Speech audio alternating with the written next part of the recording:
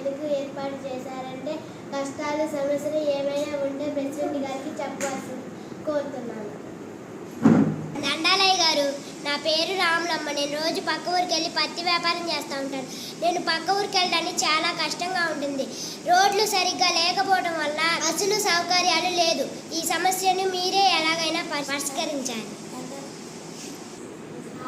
ఈ సమస్యను ఎలాగైనా పరిష్కరిస్తాను. దండాలయ్య, నా పేరు కవిత. మా ఊళ్ళో కరెంటు సరిగ్గా లేకపోవడం వల్ల ప్రజలు చాలా ఇబ్బంది పడుతున్నారు. పనులు సరిగ్గా చేసుకోలేకపోతున్నాము.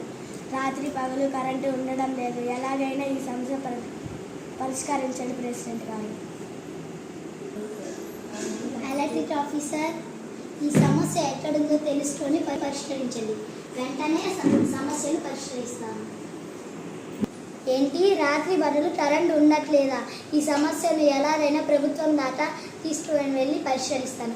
ఎలక్ట్రిక్ ఆఫీసర్, ఈ సమస్య ఎక్కడుందో తెలుసుకొని పరిష్కరించండి. దండాలయ్య గారు, నా పేరు రవి. మా ఊళ్ళో డ్రైనేజ్ ఎక్కువగా నిండిపోవడం ద్వారా ప్రజలు ఎంతో ఇబ్బంది పడుతున్నారు. ఏం రవి, డ్రైనేజ్ గుంతలు ఇంకా మూయించలేదా? ప్రజలు అనారోగ్యం పాలవుతున్నారు. ఈ సమస్యను ఎలాగైనా మీరే తీర్చాలయ్యా.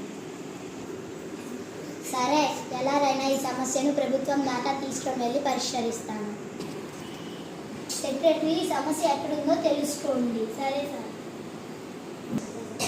ఇంకా ఏమైనా సమస్య ఉంటే ప్రెసిడెంట్ గారు చెప్పవలసిందిగా కోరుతున్నాను.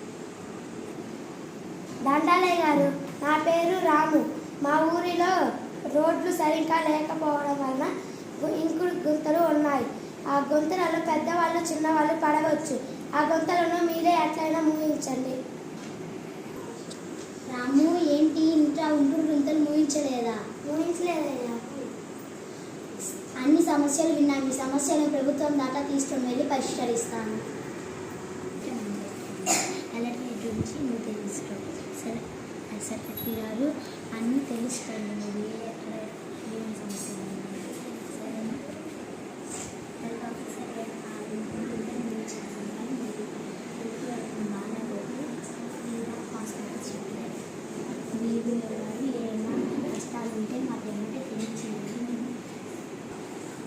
మీ సమస్యలన్నింటినీ మేము చర్చించుకున్నాము.